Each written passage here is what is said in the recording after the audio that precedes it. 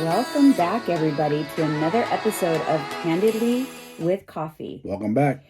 And this is a special one. Special. Why do you think it's special? We're filming. We are filming. We're back to YouTube. You guys have been requesting this for so long. And we used to film our episodes for YouTube and we stopped. It's a little bit more time consuming. Yeah. But since we got so many requests, I decided, you know what? We got to get back to filming. We got to get back to YouTube because when we talk about certain things, you guys can get visuals because I'll pop them up on the screen. And I just wanted to let you guys know, for those who are listening, I am wearing pink in honor of our first day back to filming. I'm wearing my bright pink SKIMS t-shirt because this is our color. This is our Candidly with Coffee color. So Going back. We are Candidly with Coffee. We both have our coffees. Cheers. How cute that you always go for like my Halloween mugs. For somebody who says you don't like decorations and holidays, I don't know why. Whenever I buy like decor, I feel like you gravitate towards it. I guess I do sometimes, right? Yeah, I remember that when I got that mug, is like the first thing you did was make coffee with it the first day. I did. Target. Hey, boo. Anyway, so we left off, everybody. I was about to prep for my second colonoscopy. So I don't want to leave you guys hanging. Give you guys the juice on my second colonoscopy. The juice. No pun intended. That was horrible. I want to be honest, but I don't want to deter people from getting their colonoscopies either. Get your damn colonoscopies, okay? Get it. So for me, the second prep was pretty difficult just because it was a long fast. I was very hungry. And I'm not going to lie. I think that solution that you have to drink is disgusting. Everybody hates it. I literally think it is so disgusting. My friend only drinks half of it. He don't care. He doesn't follow through, and somehow they still go through his procedure. Yeah, I don't know. So I did follow the rules and did everything I was supposed to do. And when I got there, before they gave me the sedation, I wanted to talk to the doctor because I wanted to understand what happened on Friday because I didn't really understand it. I'm not sure if I dreamt seeing a polyp or if I had a serious problem or what the deal was. So apparently when they got deep into my colon, it wasn't fully cleaned out. Yeah. And I think it's common. He basically said with women, it's more difficult. They have their colon is a little bit different. It's a little more difficult to visualize the colon. So they have to be more cleared out. There's more nooks and crannies. Yeah. And they had found some polyps on the way in. So they wanted to be very sure that they were checking in all those nooks and crannies. Yeah. So they wanted me to do an additional extended fast, really clean out so that they can get a very good, accurate picture of what was going on. So I appreciate that. How hard was that fast? It was tough. Yeah. I feel like I had no personality. I was so grumpy on last week's podcast. I probably was just grumpy in general. I knew I was grumpy and miserable and I didn't want to make you guys be mad at you guys. So I just retreated to the bedroom and I just kind of stayed away from all of you. Yeah. For the most part, because I was not happy. I was mean and grumpy. I don't know how I got through the podcast. I mean, to do that procedure, then they stop. Then they tell you, okay, you have a day to eat a little bit again, and then you got to start it all over again. Right. And my question is, this was what's crazy. We've both done fast, so we kind of know what the feeling's like. But for people who've never done a fast and to ask them to do like a 2-day fast or whatever, I know. How do they expect them to do that? I know. I think a lot of times the doctors get mad because people don't, and they go in there and they kind of just get pissed. Like, you didn't do it, so I'm going to give you a half-ass colonoscopy kind of thing. Yeah. And who knows? They may have thought that I did that. And I was like, listen, I'm a rule follower. I did what I was supposed to do. I fasted for over a day, like a day and a half. Yep. Anyways, so the second time, and also with the first procedure, they gave me, or my reaction to what they gave me for sedation is fentanyl. And my reaction wasn't great. My blood pressure dropped. I kind of passed out when I was getting dressed, apparently. Damn. Didn't know that. You didn't know that? No. You passed But I out? don't even remember getting dressed. I'm like, who dressed me? Who put my underwear on? I do not recall. That's crazy. I have no idea. Apparently I did pass out. My blood pressure dropped very low. So this time, unfortunately for me, they gave me less sedative. I was very awake, Oh, man. I felt a lot of pressure, but it's not pain. So I don't want to make you guys scared. It's not painful at all, but it's pressure. And then this girl had to get like on top of me and press around in my stomach to get the colon to move so that they could get a good view. Yes. And all in all, they found 6 polyps and they removed them. I saw them removing them. One of them like bled. They used 3 different procedures to remove each polyp, like depending on the type of polyp it was interesting. But I was awake, so I watched everything. And then I went home and you had Chick-fil-A waiting for me. Oh my God, there is nothing more amazing than eating your first meal like after a fast. I had a chicken sandwich, crisp cut fries, nuggets. You wiped it out clean. What did I eat after that? I don't know. I think I had an It's It ice cream. Yeah. I went to bed happy. I was happy. And I was still kind of like sedated. Yeah. But it was very enjoyable. So fast forward to last night, I get an email from my doctor that 5 out of the 6 polyps that they removed for me are considered precancerous polyps. Damn. So what you're saying is if you didn't get after this in the next 5 or 10 years, you possibly could have developed cancer in there. There's a higher likelihood because of the types of polyps that I had. Wow. And I'm young to have polyps in general. But the reason why I even got the test is because of the family history. My dad has colon cancer. My siblings, 2 of my siblings had gotten colonoscopies in their early 40s, and they both had precancerous polyps as well. And my oldest brother got his colonoscopy at the same time I did. We don't have the results of his biopsy, but he had quite a few polyps as well. And he's a vegetarian. You know what I mean? Like he's a vegetarian. So they say like, oh, it's because you eat meat. That's why I get. There is some risk factors that I'm going to go over because I think it's important. Not enough people talk about it. And I don't know why it is, but why is it that people think that women don't need colonoscopies? Yeah, that's like a big assumption out there. People think it's a man thing. They do. They think it just applies to us. And they always say, men, you got to go get your colon. But you don't hear about women too often. You don't. And your mom died of colon cancer. And we didn't understand what it was. Because she had diabetes. So the whole time I'm thinking the diabetes was her demise. Right. So, let's talk about the risk factors. So I wrote them down. I talked to them I talked about some of the things with the doctor as well. The doctor said in my situation, specifically because of knowing my family history, that my siblings both had precancerous polyps. So there's 2 different kinds of polyps. You could have some that are just completely benign.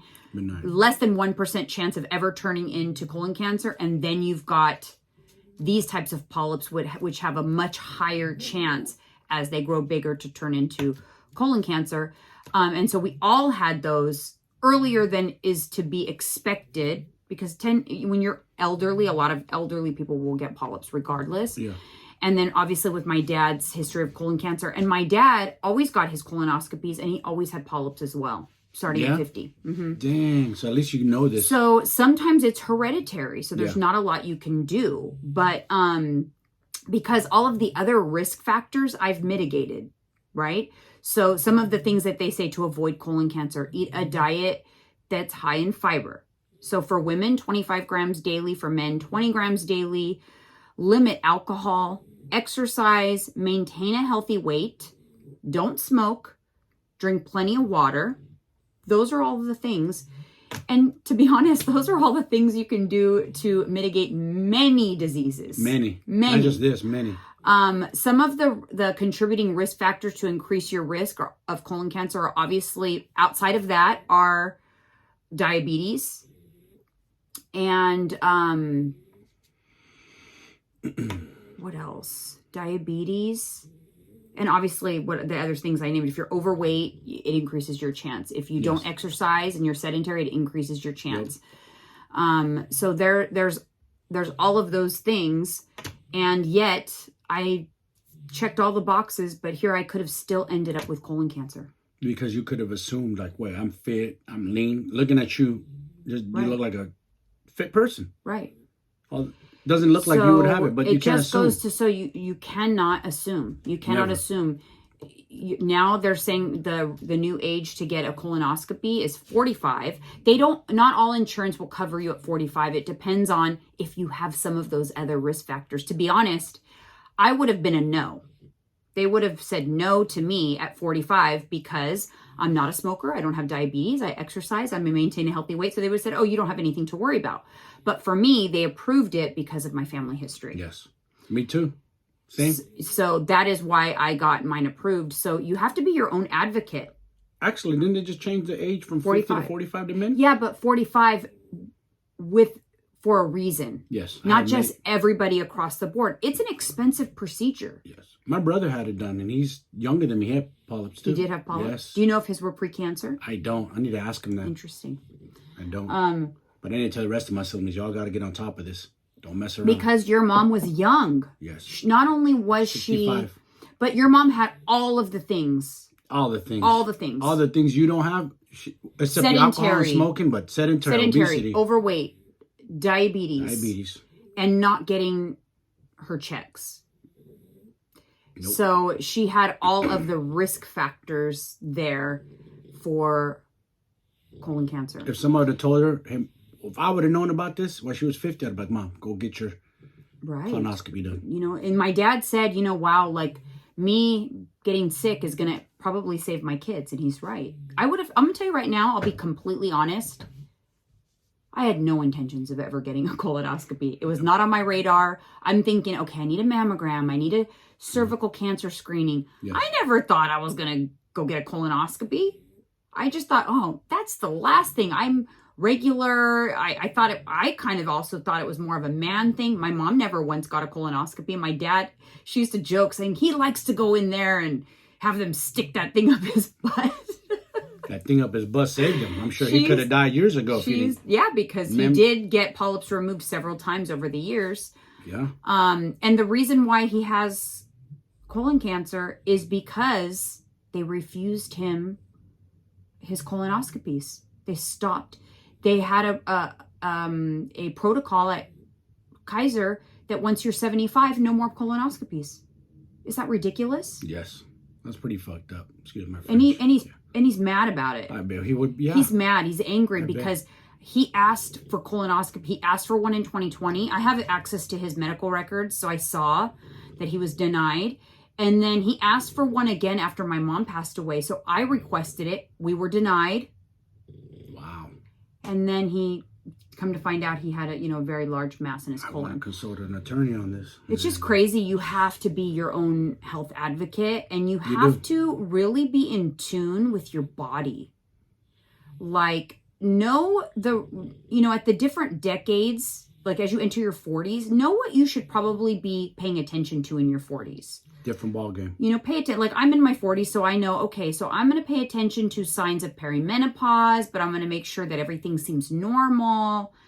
Your bowel movements is like the window into your what's going on internally. People don't pay attention to their poop too, how it looks. That's what I'm saying. There's not a lot of windows into what's going on inside. Your bowel movements are a good window into what's going on inside. Yeah. And people, you gotta be on top of shit. If you don't, it'll creep up on you like nothing. Like you, I probably wouldn't have done it either if you didn't push me to do it. I didn't think about it. And then, once I talked to my brother and then I started thinking about what my mom went through, like, yeah, I need to get it done. When my mom passed away, it was very difficult. And she definitely passed away early because she did not take care of her health. She was not on top of anything. And not only was she not on top of things preventatively, even when she felt sick, she still didn't seek help. No. And so I didn't want to do that to my kids. I didn't want to put them through that. I want to do everything in my power to live as long as I can. And even if I do get something, that I don't feel like it's because I neglected my health. Mm-hmm. If I get something, it is because, you know what, regardless of all of the things I've done, I've controlled the controllables, and it is what it is. And my mindset even there is, whatever it is, I'll deal with it. Mm-hmm. I'll fight the good fight if I can. Yes. And if anything, at least I'll know I gave it my all. And I won't be in a hospital bed with regrets, thinking, oh my God, I wish I would have done this, that, this. Yes. Because my mom had that, and it was heartbreaking. I bet. She had that moment in the hospital, and it literally was heartbreaking. Yeah, I bet. So Like she wished she could have rewound the clock and stay on top of things, right? yeah, she's like, this is where I need to be, the hospital. This is where this is what will make me better. And I looked at her like, Mom, that ship has sailed. Do you know how heartbreaking that is? To look your mom in the face and kind of say like, Mom, like, we're past that. Way past that. Oh, God, it still haunts me to this day. Because, you know, and I don't want to do that to my kids. I don't. And also I want to teach them, stay on top of things. Mm-hmm. People get sick young. They do. I see it on TikTok all the time, the saddest things on TikTok. Yeah. So, you know, anyways, that's where I'm at, guys. They took out my precancerous polyps. The doctor even said, like, you know what? Good for you. Like, you were an advocate for your health and it was a good move for you. Yep. And now I'm on the 3-year plan along with all my siblings. Always bet on yourself. Yeah. Always bet on yourself. So we all have to get colonoscopies every 3 years. Me? And so you don't have to get it for 10. Damn. 10. Because you had none. You were clean as a whistle in there. Clean as a whistle. Clean as a whistle. But you have your high blood pressure, so you have your own worry. I That, again, that is something that you control your health. You exercise. You have to maintain a healthy weight. You do all the things. But you have a hereditary predisposition to high blood pressure. Mm-hmm. It's in your family. Mm-hmm. Almost took my dad out, a stroke in his late 50s, and I took my cousin out at 40. Yeah. Stroke. Silent killer. So you have to also look at your family health history. It's very important. It's good to know what your family history is. That way you can get on top of things and know what's possibly lies in your future. You know what's difficult for me is my grandmother passed away very young. I was going to ask you that. 59 of cancer. But what type do you know? They're so secretive, and she also pulled like the same thing my mom did, was super sick, didn't go to the doctor, finally went, it was too late. She had cancer all over her body at that point. Yeah. So I don't know what her primary cancer was, and it's important information. It is, of course. It's really important for me to know that, and I don't. So, you know, it's also important to ask the questions, find out your family history. Mm-hmm. Anyways, on a lighter note, I wanted to talk today about like unpopular opinions, like some of what I feel like are my unpopular opinions. Mm-hmm. And I want you to share maybe some of yours are. So do you know what I mean by unpopular opinions? Maybe the way you feel, but maybe most people would not feel that way. I guess. You know what I mean? I don't be so tripping on people's opinions like no, that. I know. But I wrote some of mine down. The reason why I even thought about this is because it started with, I was in the parking lot yesterday. Mm-hmm. I needed to go to Home Goods. I was trying to look for chairs for us, for podcasting chairs, so that you would stop complaining. You need a comfortable chair. Whatever. Anyways, and several times in this parking lot, you know the parking lot, it's kind of crazy. There were people that were paying no attention to the cars. They were just in their own little world, walking zigzag down the aisle, not the aisle, you know, down the parking lot aisle when I was looking for parking, on their phones. Like they're on their phone, and the last minute they figure out that their car's on the other side. So they just cross over without looking up, making sure there's a car coming. This may be an unpopular opinion, but I don't believe maybe pedestrians should have the right of way, but they need to share the road. They need too much. They assume the road too much, and guess what? The car's gonna win every time. Yeah. So this mentality that, oh, I'm a pedestrian, so I can just, the cars are gonna pay attention to me. I don't believe in the pedestrians have the right of way, because that gives them a false sense of security, and it leads them to do stupid ass shit when they're in parking lots. Yep. Oblivious. And then they get mad at you. Oh, that bad, huh? I was just irritated. I wanted to like slap the look off her face. Why? She was just... Because she looked at me like the audacity when she realized I was right there. So she was walking down, and then she just decided, she's on her phone, she just decided to go right in front of me. But she looked up and saw me there. You know, so I kind of had to stop, but it was fine. But she looked up as though she was irritated that I was right there. Did you roll the window down and ask her, like... No, because I didn't want it. But internally, it made me think, pedestrians shouldn't have the right of way. They have like way too many. They have way too many rights. Yeah. Because then it gives them, because they know they have the right of way, they don't pay any attention. No, I don't believe in that either. It shouldn't be a blanket. Stay off your phones when you're walking out in public. Don't be stupid. That should be. There should be a thing like distracted walking. I hate aloof people, man. Don't be aloof. It's annoying. Yeah, it's one of my pet peeves. Because I'm out walking Pablo, I gotta pay attention when I come up to a section. Cars are turning left. You understand something? I'm walking Pablo between 7 and 8 a.m. People are barely waking up, rushing to work. I don't assume they're going to stop. I watch them closely. I don't just walk into the crosswalk thinking, oh, wait, I'm a pedestrian. I have the right of way. They're going to stop for me.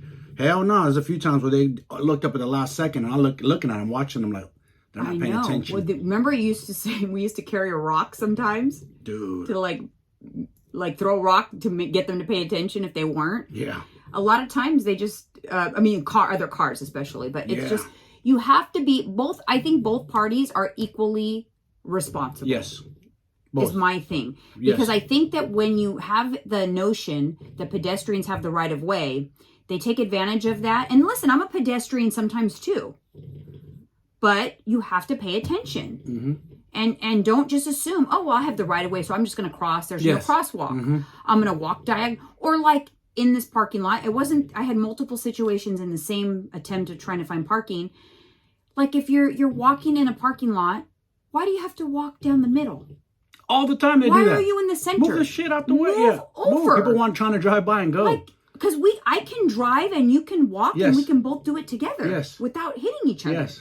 Why are you walking in the middle and having a conversation? They do that a lot. I notice that. People are so oblivious. Oh. I'm going to turn into a meme mic pretty soon if I keep seeing that. Like, yo, move the F out of the way. No, when you haven't smoked weed and you are driving, it's very intense. You are a very intense driver. I don't have patience. That's what I'm like, what's wrong with you? Have you not smoked? I don't have patience for people who are slow, don't pay attention. No. I drive a certain way. I'm an experienced driver. I can't.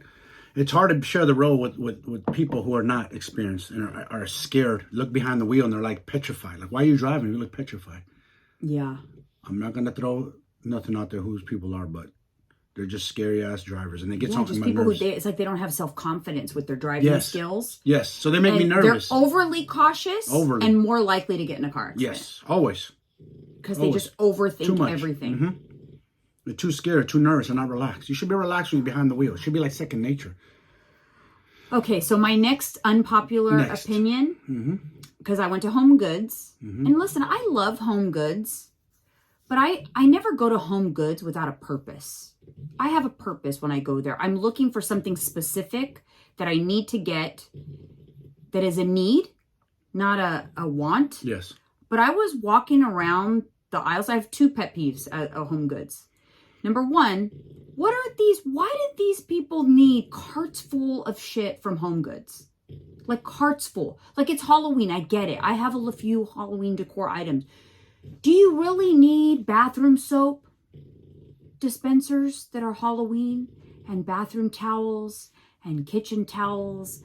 And this is an unpopular opinion because people love to do all these things, women. To me, it is asinine to decorate bathrooms in your house for 30 days. Where are you storing this stuff the rest of the 11 months? I know, right? I kid you not. I paid attention. The carts were full. Or they don't change it. They leave it past the holiday. They change it, babe. They change it for every freaking holiday. Man, it's Christmas. It's spring. It's this. Too much stuff. Too much. It gave me anxiety to the point where I came home yesterday. It triggered me and I wanted to clean and get rid of things. It actually gave me the opposite. Like I wanted to walk around the house and like get rid of things. I did like clear up some things yesterday. Like to get like calm myself. But that's an unpopular opinion because people love Home Goods. I do like Home Goods, but only if I go for a purpose. I went for two things. I went for a podcast chairs, which I did not find, so I didn't force it. And then I went to get a treat jar and a dog food jar for Phoebe's food and treats. And that's what I got. And that's what I left with. Not a lot of junk and things I didn't need. I don't know, man. I don't know if it's an American thing or what, but too much. We have two people. I see people, not to be nosy, but sometimes you see people's garages and it's packed to the brim. Like, what are you storing all that for? Is it valuable? Because it's just like, I feel like people can't get rid of shit. Like they have a hard time. Get rid of it. It's not valuable. Why are you storing Or it? give it to somebody who can actually, it's a treasure for them. Yes. Give it away. Yeah, like you give a lot of your clothes away. Yeah, I give my clothes away to our house cleaners, and Yeah, they they love love it. They appreciate it. And I love giving something away to someone I know that they're going to, whether they are going to save it all up and go sell it and make some extra income. Whatever. I don't care. But if it's someone who's going to appreciate it and I don't use it, by all means, give it away. Sure. I usually am someone that every time I buy something, I get rid of stuff. I never just keep adding. Like our garage is like we only have things we need in there. It's very organized. Yeah, we're good about that. Very, very organized garage. We redid it a while ago. And I love it. Yeah, it's not packed to the walls. You open it up, you look like, it looks like it's just like a storage unit almost. People just pack. You should be able to place a car in there. Yes. You know? A garage is for a car. Yes. It's not for your packing your bullshit. Get rid of it. You don't need all that stuff. I always see people walk by and they like stop and stare inside our garage. Yeah. You don't need that much stuff in life. That's the problem. People think they need it. It's like eating. You don't need to eat 5,000 calories a day to survive, man. You don't. I've gotten even better at that approach to things. Like just really thinking about like, do I really need this? Am I going to use it a lot? Like I always think about like cost per use. My sister and I coined that CPU, cost per use. Is it something that it's going to over time make sense, even if it's expensive, because you're going to use it a lot and you're going to use it for years to come? I do like to buy nice things, but only if it's something I'm going to use for years to come. Yeah. And I just really think about those things. Like if you use something every day, it's worth, it's going to be worth it. Think about it. Yes. Like I pondered the Apple Watch. I just got the Apple Watch and I thought about I pondered it for a while and I thought, it's something I'm going to use every day. Like this is a good purchase. I'm going to use it every single day. Yep. It's going to give me more data. It's going to get me more motivated because I can set little goals for myself and activity goals. And, so it made sense. Yeah. But I pondered it for a long time. This is my first Apple Watch. And I'm a techie. I love technology. It looks like a cool watch. But I had to think about how I would use it. Will I use it? Does it make sense? And, there's times in my life when I haven't been that good at doing that. And I have to remind myself sometimes. Because I do get tempted to buy something I really don't need sometimes. Yes. But if I remember to be mindful about it, a lot of times I'll put it back. I saw a million cute things at Home Goods. I did. I saw cute Christmas mugs, but then I thought, no, but I thought about what I have. I'm like, no, I have a few cute, because I like a couple seasonal mugs. I'm like, I already have them from Christmas. I put them away. I don't need more. Yeah. Like Halloween, I have maybe 2 or 3 of these, but I don't need more. This was the only new one I bought this year. And that's it. Coffee cups was something I cleared out. I redid the coffee bar and cleared out. We have all the same coffee cups, a couple of seasonal ones, and that's it. Yep. You don't need 50 coffee cups. No. What the hell do you need? Are you ever going to have 50 people over for coffee? Or 50 pots and pans. Pots and pans. Yeah, people they'll buy new ones and keep the old ones. Get rid of it. Another one. Why are you storing the old stuff? Metal wears out. Or get Teflon. Rid of them. Yeah, get rid of them. You only need one small frying pan, one medium, one large, a big pot, a small pot. Why do you have 52? What about Tupperware? You don't need 52 million Tupperware containers. No. Clean them out. People are probably like, damn, they're telling us what to do. No, we're just telling you just need less stuff in life. That's all. Right. That's why I call it unpopular opinions. Yeah. People might not agree. Okay. People might want to collect the commemorative glass or cup from every place that they go. Another thing, it's an unpopular opinion. Oh, man. People are going to be sad with me today. Starbucks drink cups. You don't need 52 million Starbucks drink cups. They collect them. They're not easy to store. No. Now listen, I am guilty of buying a cute water cup because it gets me motivated to drink water. But what I usually do is if I buy a new one, I give my old one to Alyssa and then she gets rid of hers. And then we kind of rotate. I gave her my Stanley cup recently because I got a new one and now we're both on the Stanley cup. So we share. So that's a good way of getting a use out of it. But I'll use the same cup for a year or longer before I replace it. And I don't add to it.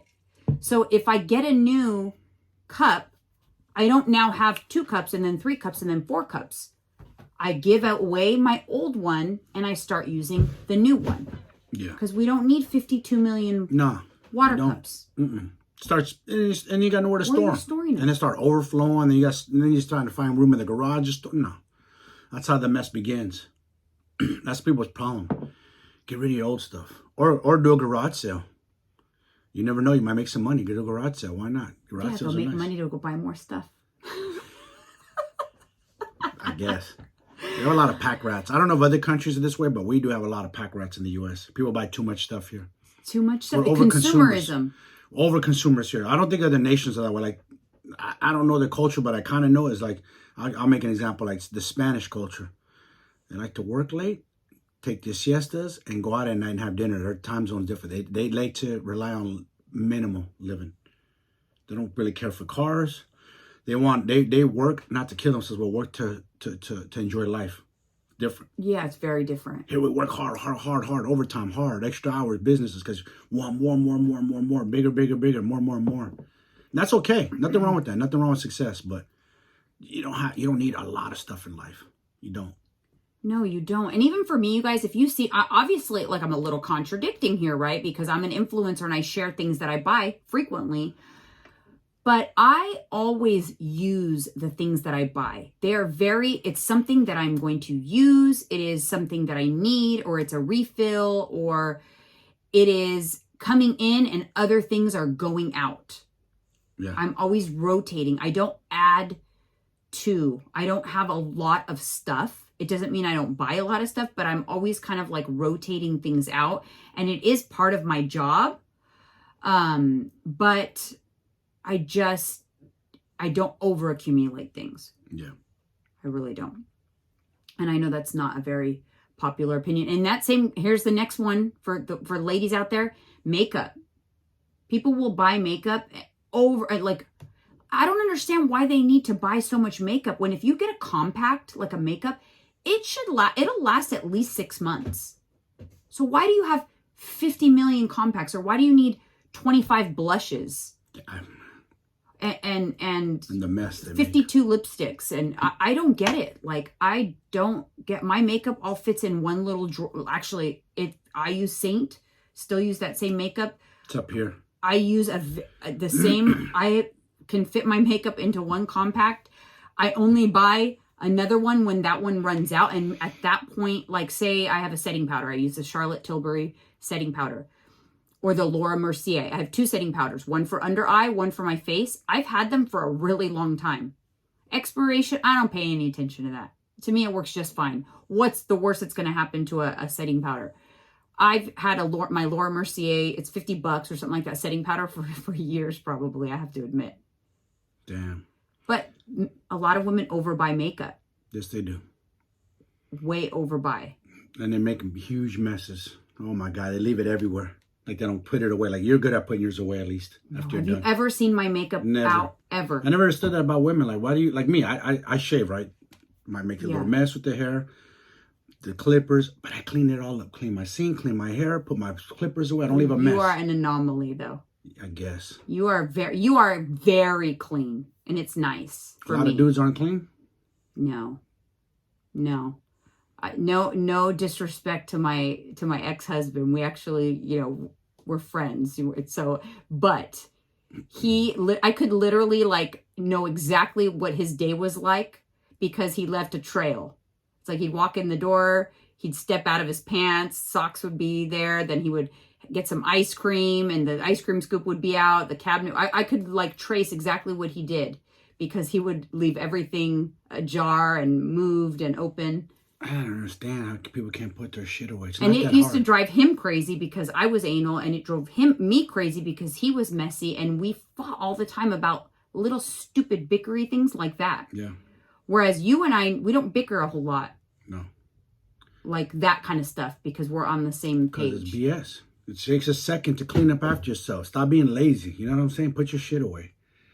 And you men, don't expect your women to clean up after you all the time. That's you need to tell the men because I think more women they're like me, like constantly cleaning up and straightening up. Yeah. But it gets annoying. It gets exhausting. But if everyone just did their part and cleaned up after themselves, it makes life a whole lot easier for Like everybody. you're not raising a baby. It's a grown man. Handle your business, you know? And I'm tired, I work long this. Nah, stop it. Stop with that. Don't feel sorry for yourself. You're not special. No, but it takes just as much time. Listen, if I'm doing my makeup, I'm putting the compact on. Instead of just putting it down on top of the table, when you're done, put it away. It's the same amount of time. It's just you're putting it in the right spot right away. Put it away. I clean as I go. I've always been that way. I never have like a ginormous mess. Also, next unpopular opinion, laundry. Laundry. I do my laundry frequently. I do not let it pile up. People have like a laundry day. That's like a thing. Yeah. Oh, Saturday's laundry day. Are you kidding me? I would have a freaking truckload of laundry. I like to have small loads of laundry. And me, in my opinion, it could be wrong, but I think small loads clean better than big ass loads. You're stuffing too much. Even though our washer could fit a lot because they're huge, they're damn near industrial size. Yeah.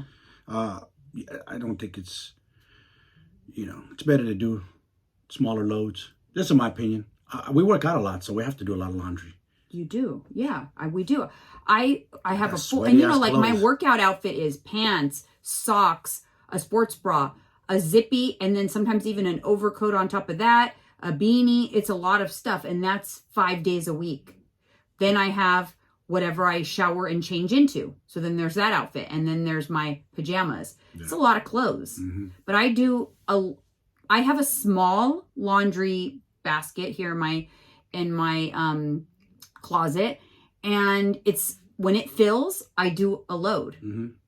And then what's cool about our washer dryer that I love is we have a mini washer.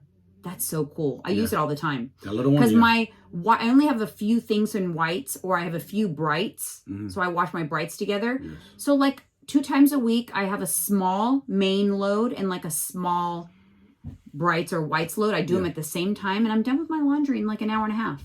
That's it.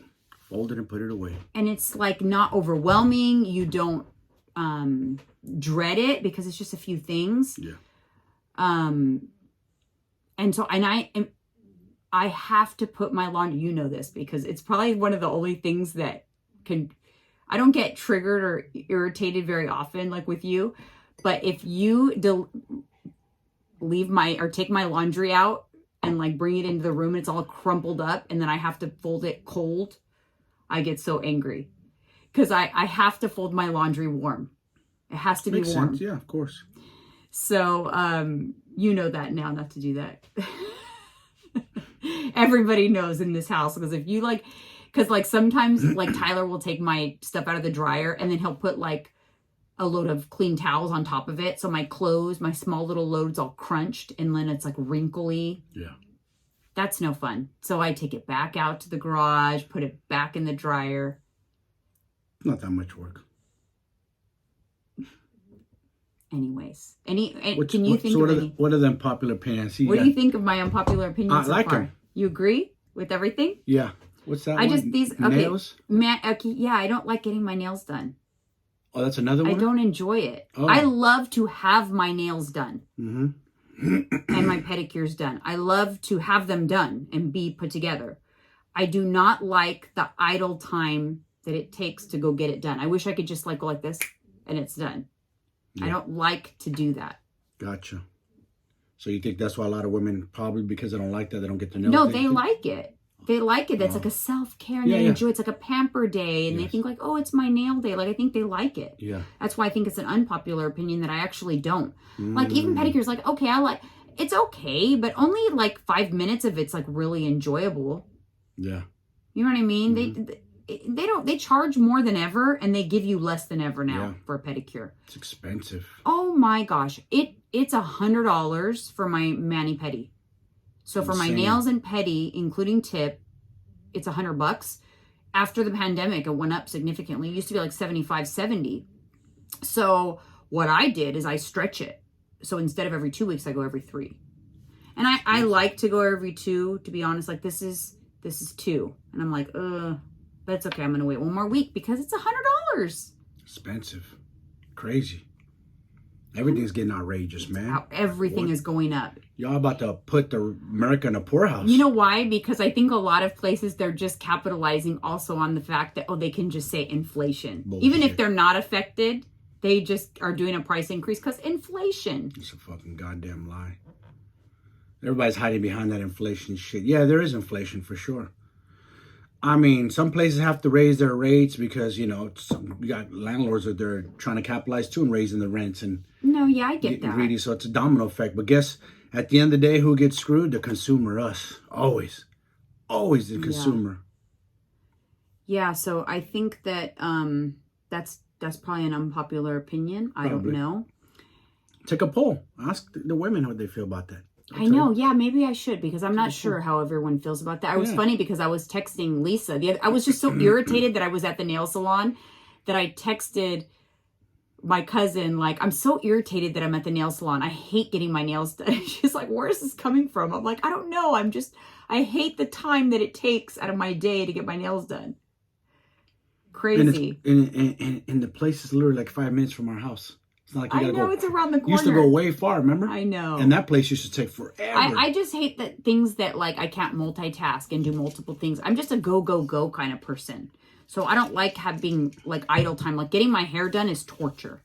It's 4 hours every 2 months. And I dread that 4 hours because it's idle time. And it's not that bad. It's not sometimes as bad as, like, my nails. Because when my nails on my hands are occupied, at least in the hair salon, I can do posts and reply to emails and things like that, which I'm doing because I cannot go 4 hours with doing nothing. Mm-hmm. But I also don't, I don't enjoy that. I really don't. Interesting. Can you think of any of your own? Not really? Or are you just agreeing with all of mine, huh? I'm agreeing with all of yours. You don't have to agree. Huh? You don't have to agree with all of mine. I know I don't. Okay, I have another one.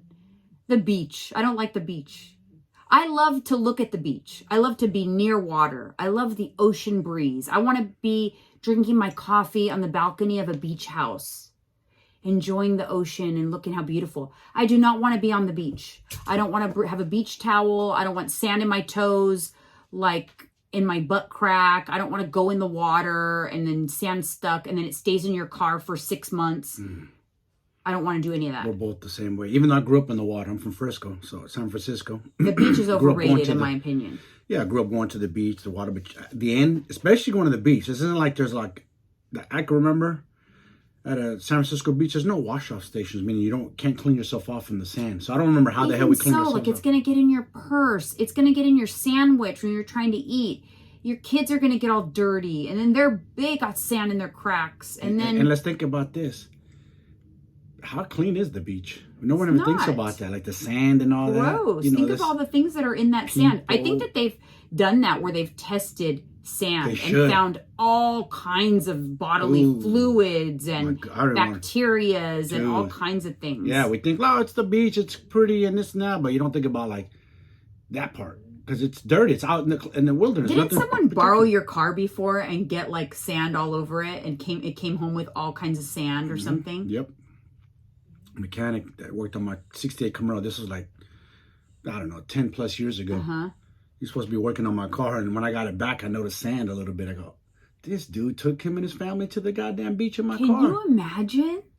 I was like, bro, I just didn't do business with him after that. So you know what? I'm good. That's dirty. You're not supposed to be doing that. First of all, you're not supposed to be taking... client's car. Yeah, you're not supposed to take it out of the shop. Oh my gosh. And there was sand. That's what I mean. You cannot...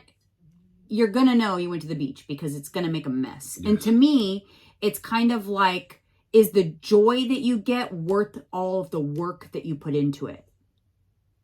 Do you know what I mean? Like, yeah, maybe there might be a nice moment once you're settled in, you have your beach chairs, it's nice, but you had to lug everything there. Now you're drained, you've been in the sun all day, and you got to lug everything home. Yep. Yeah, clean yourself off, lug everything home. But hey, to each his own. Some people might love it. No, I know. That is why, once again, this is unpopular opinions. Yes, these are not what I think that most people will agree with, but I'm just sharing because I'm tired of talking about my colonoscopy. Yeah, of course. We got to move on to other stuff. So another one on that same token, and it's the same mentality, is like winter sports, snow sports, because I feel like it's a lot of work for a little bit of joy. Mm-hmm. It's a lot of work to put on all that gear. You know what I mean? Yeah. Like what? When you're going skiing, snowboarding? Skiing, snowboard. It's like a lot of work, and you got to get warm, and you just all the stuff, and it's a process. Especially skiing. Then you got to go on the lift, and then you got to go up, and then you got to come down. It's a lot. I'd rather be in a cute outfit, not a snow outfit, but a cute outfit, sipping on hot chocolate with a little bit of Bailey's in it, watching. Yeah, I'm the same way. I don't want to do all that work. A lot of people always ask me to try to invite me to snow. Let's go. It's not my thing, dude. It's not my thing. I don't like I don't care for it. It's a lot of work. I don't want to learn it. I don't care. I train Muay Thai and boxing. That's what I love. I love being in the gym and sweating. It's not my thing. I don't want to do it. Ultimately, that's how I felt about boat ownership as well. For those of you who don't know, we owned a boat. We love boating. So we love summer stuff. Mm-hmm. Love boating, love lake life. Yes. I'm going to give you guys some advice. It's a lot more fun to go on someone else's boat. Yes, than to have your own. Because listen, if it's your own boat, can't drink. Nope. No alcohol for you. There goes part of the fun. Mm-hmm. Most people are drunk when you come back, all the people you took out. So guess what? They're no help. None. Clean up. Nope. Boats break down all the time. It's a lot of work. You're exhausted. You've boated all day. You've been in the sun. Guess what? You got to clean your boat. Got to take it out of the water. Wipe it down. Take it back to storage. Put everything back away. Then drive home. Put everything away. You're exhausted. Wiped. Remember, we'd get home from the lake like 9, damn near 10 at night sometimes. It's a lot of work. Yeah. I'd much rather go on my friends' boats and help them. Like, I'll help. Always. Because I know what it's like. We know what it's like, so we'll always help. We're good boat guests. Always cleaning up after myself. I see something, I'll wipe it down. Just because it's not my boat, I'm like, oh, there's a spill. I'll wipe it down. Yeah, no. I'm there. So we're great boat guests, but I'm not interested in owning a boat. It's just a lot of work. Yeah. We tried. We enjoyed it. We did it. It's a bucket list thing. It's an expensive hobby. Yeah. That's for sure. So, but people might have that on their list, like, oh, I want to own a boat, or it would be so cool. It's not that cool. Better off renting them. And you can go rent them and enjoy them for the day, and then bring it back, and you're done. That's better. Especially if you can rent it and they drop it in the water and take it out of the water for you. Yes, and not only another part that's hard. You better know about also. You're responsible for those guests on the boat. So when those guests fall off and drown, and you did something negligent or stupid, that body belongs to you now. Yeah, I mean, we know people that have had situations. Oh, yeah. And you can't drink. We also know someone that, by the way, if you guys have never, that was a cool bucket list thing. We've been to Lake Havasu several times with our own boat, with other friends' boats. But someone that we went with, remember, drank. Yeah. She was drinking and demanded to drive the boat. And she just wanted to, she literally drove barely, trying to be cool. And she got into an argument with you. You didn't want her driving it because you had said she'd been drinking. Yep. I don't want my life. I don't want my life in her hands. 5 minutes later, guess what? I allowed that to go on too, by the way. When she wanted to drive and we're in that, we're parked, we're beached. I looked behind me and I go, she's gonna get fucking pulled over, this dummy. Because I knew it. There's sheriffs all around on a holiday weekend, and I'm like, she's gonna punch it out of here and break the speed limit. Yep. And that's what they're waiting for. Yep. So for those of you who don't understand, when you launch a boat, usually, whether you pull up on a little beach like Havasu has water, there's little areas where you have to go like 5 miles an hour out of the little cove before you can open it up. If you punch the gas in that little area where it's 5 miles an hour and you romp it, they're going to pull you over. And that's what happened to us.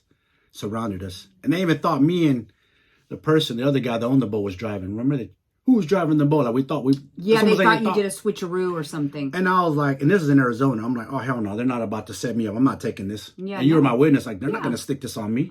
Or my boy. Oh, my God. And if she tried to lie and say something, I'm like, you're crazy. And this girl was not nice. Nah. I won't say her name. I was happy. She honestly was a bitch. Normally, I'm not happy to see people go to jail, but I was deep down. It was like poetic justice, like I have never seen before. She got served on a plate. Instant. It was instant karma. You know, a lot of times you have to wait for karma to play out quietly in the shadows, but that was a case of instant karma. Instant. And she had to spend time in jail in a little Lake Havasu City in her bikini. Jail in a no bikini. Slippers, no nothing. even though she was a royal bitch that whole trip, she had no shoes, and so I gave her my flip-flops so that she would not be barefoot in a Lake Havasu City jail.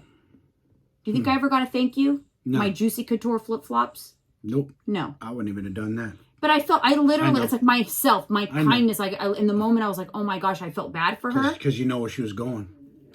But she literally sat in a jail for a couple days. She had no shoes. Did they give you? And the irony about the whole thing is, I kept warning them. Look, just chill. You guys been drinking. There's sheriffs right there. You can see them clearing the wall. They're just cruising around, making sure everybody's doing what they're supposed to. Nobody's getting out of line. But ultimately, what happened was, just to let you guys know, it was not our boat. It was a friend's boat. No. And this girl was with him. It was his guest. Mm-hmm. So we didn't have the ultimate say. I wanted off the fucking boat. Mm-hmm. We didn't have a say, and it was a dramatic kind of exchange. And so it just happened. And then karma, we were safe because I think you drove us after. You drove us out of the air because you were the only one who was sober. Mm-hmm. I did. After they did they give her a sobriety check and all that. Stupid. Yep. Because I ain't stupid. I think I did drive the boat earlier, but she kept insisting. I'm like, no. Yeah, and you kept telling her no. No, you guys got into it. I don't want to die out here. Are you crazy? You're gonna put her to drive this boat? Exactly. It's a big ass man. That boat was a huge power boat. 42 footer. Oh my gosh! I swear. 2,000 horsepower this boat's making. This guy, my boy, had 3 motors pumped up. Come on. But unbelievable. So that was good. Anyways, guys, that is it for my unpopular opinions and for this episode. But I wanted to leave you guys with saying thank you for your support of our podcast. We've gotten so much good feedback. I can't tell you guys how many conversations I have on Instagram in DMs with people take away something from our podcast every time, and they really are enjoying it. I appreciate it. But I have to ask you guys, please take the time, leave us a review on Apple Podcasts, because if I had a review for every DM, we would have hundreds of reviews. Yes. I don't think, maybe it's just not that simple. I will try to give you guys a tutorial on Instagram on how to do it, but it's very helpful. That's what you should do, yeah. If you guys can do that. And I'm actually going to even give a little incentive, because we actually have some Candidly with Coffee merch. And I'm going to put a date limit on it, because obviously this podcast will live in infamy. But anybody that leaves a 5-star review on Apple Podcasts between the 6th of October and the 10th of October, I will send me an email, let me know it's done, and with your shipping address, and you will get a piece of Candidly with Coffee merch. Either we have a couple of things, magnets, we have coffee cups, things like that. And so obviously, I only want you to do that if you truly love the show. I'm not trying to solicit reviews that are not real. Facts. But I have so many people that have, reached out. So I know you're listening. Mm-hmm. I just spoke with someone. It's in your DMs a lot of times. Yeah, I just had a DM conversation yesterday with someone. She was actually asking how my colonoscopy went. It was really kind, but she said she takes something away from every podcast. She was actually asking me about merch. We do still have merch. And a way for you to get some is to leave us a review. So between the 6th and the 10th, just comment. Go ahead and leave the review. Send me an email, Janine@JanineEscobar.com, that you've done it, and with your shipping address, and then you're going to get some merch. You say JanineEscobar.com? Janine@JanineEscobar.com. Oh. Janine@JanineEscobar. I'll put it in the show notes. And I would love to send you guys some merch. But thanks for having coffee with us. Thank you, guys. Hopefully you enjoy us on YouTube as well. You get to see our ugly mugs. Mm-hmm. And we'll definitely start doing this from now on. But thank you so much for your support. Thanks for everything. And we'll see you guys on the next one. See ya.